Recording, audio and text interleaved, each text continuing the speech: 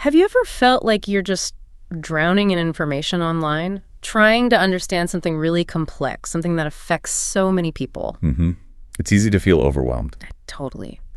Well, today we're going to try and cut through some of that noise. We're doing a deep dive into understanding autism. Yeah, the goal is really to offer some clarity, practical support, and just an informed view for anyone listening. Whether you're a parent, maybe an educator, or maybe you're just curious about neurodiversity. And the sources we're looking at today are, well, they feel really helpful. They do. It's basically a guide written for parents and families. So it's got this really warm, honest feel.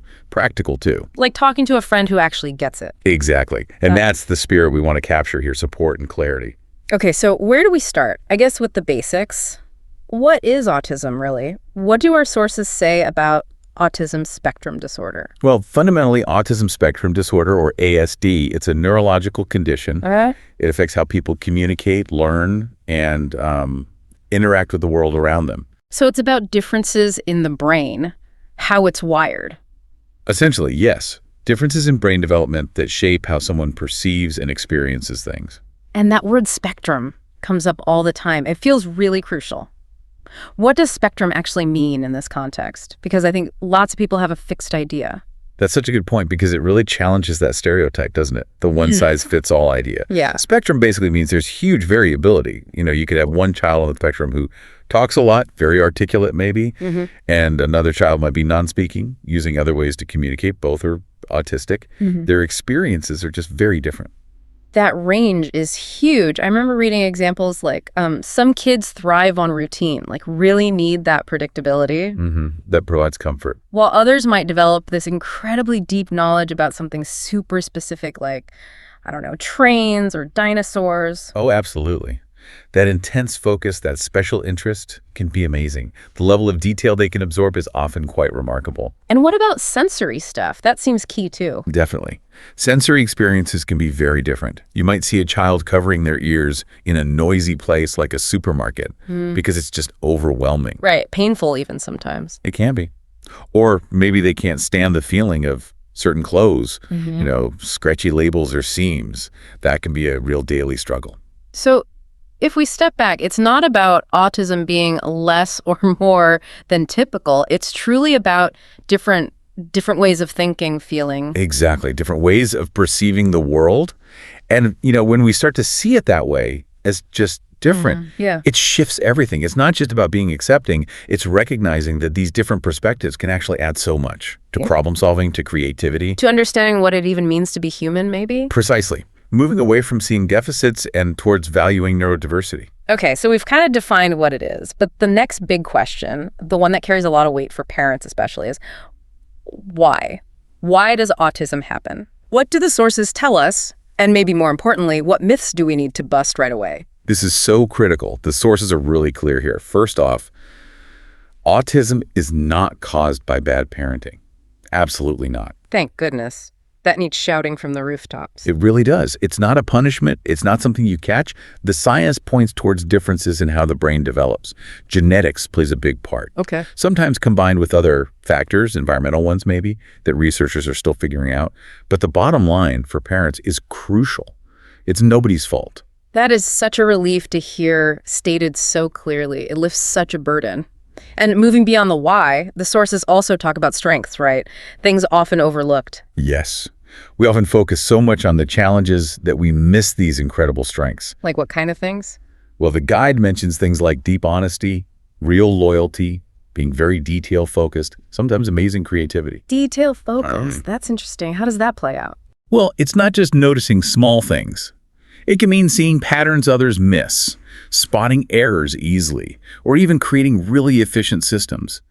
Think about fields like coding or science. Or art even, that precision. Exactly. It's a genuine strength, not just a quirk. It really makes you think, doesn't it? What potential we miss when we only look at the challenges. Okay, so let's hit those myths head on. There's so much misinformation floating around. There really is. Okay, myth number one.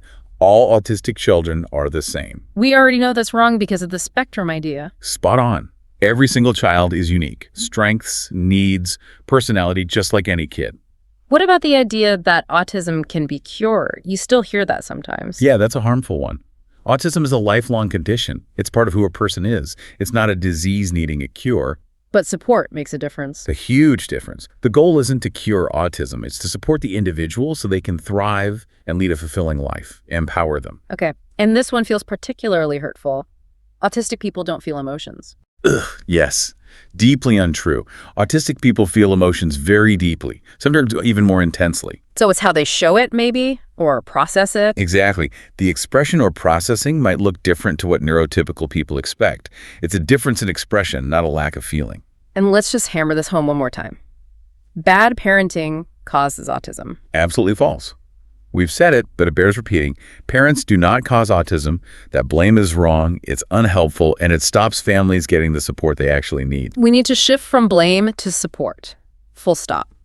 So, okay, for parents listening, maybe wondering about their own child, what are some concrete signs they might observe?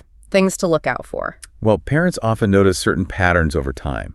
It might be things like their child not using as many words as expected for their age. Or maybe less eye contact. Yes, that's another common observation. Yeah. Or perhaps preferring to line up toys very meticulously instead of engaging in, say, pretend play. Right. And routines. Big reactions to change. Very common. Even small changes in routine can sometimes cause significant distress.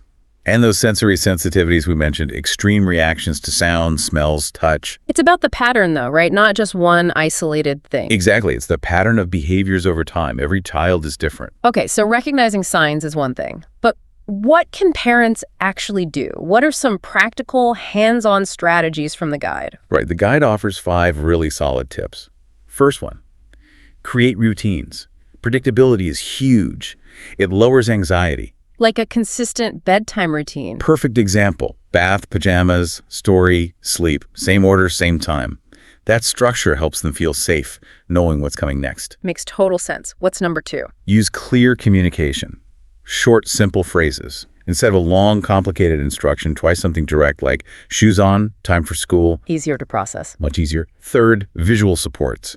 These can be amazing, using pictures, schedules, charts. To show what's happening during the day? Exactly. Or what's expected. It makes things much clearer, especially for visual learners. It helps with transitions, too. Very practical. Okay, what's 4? Fourth is celebrate small wins. Seriously, every little step, a new word, trying a new food, joining in briefly, it's all progress. Acknowledge it, celebrate it. It builds confidence. I love that. Focus on the positive steps. And number 5? Join support groups. Connecting with other parents who are on a similar journey is, well, it's invaluable. For emotional support. Sharing tips. Both. It reduces that feeling of being alone, and you often get really practical advice from people who've been there. And woven through all of this, the guide keeps saying, take care of yourself too, which is so easy to forget. So easy, but absolutely vital. You can't pour from an empty cup. A burnt-out parent can't give their best support. Self-care isn't selfish here. It's necessary. Okay, let's think about school. That's a big area of concern for many parents. Classrooms can be tough environments. They certainly can present challenges. Noisy classrooms, group work demands, sudden changes in the schedule. These can all be really difficult for an autistic child. So what can help? What can teachers do? Simple things often make a big difference. Clear, direct instructions, maybe having a quiet corner available if a child feels overwhelmed, using those visual aids we talked about. So communication between parents and the school is key. Parents need to advocate. Absolutely. The sources really emphasize working with the school, communicating proactively to create an individual support plan or an IEP. Tailored to the child's specific needs. Exactly. The goal isn't necessarily a separate classroom. It's inclusion. Making the mainstream environment work for the child with the right support. It's definitely possible. Making environments accessible for everyone. Okay, so when should parents think about getting professional help?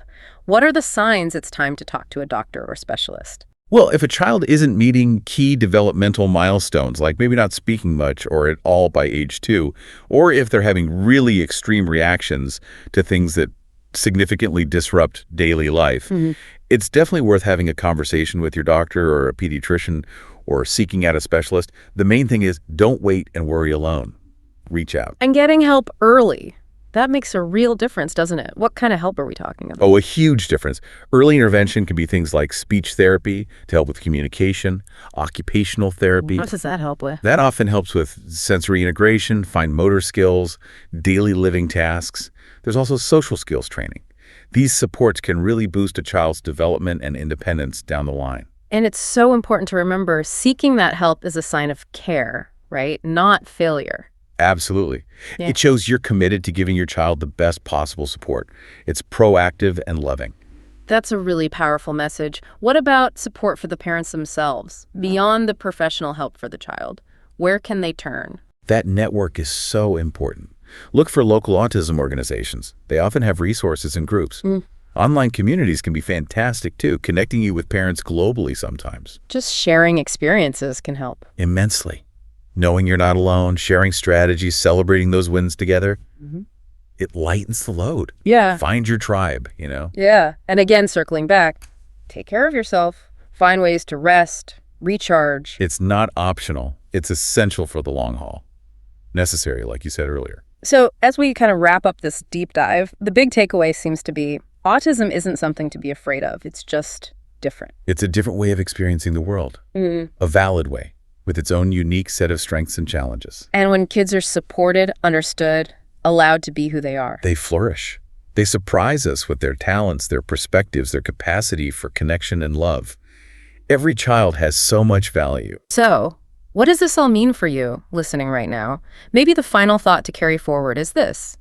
Considering the huge spectrum of human experience, what if embracing different isn't just about tolerance or acceptance?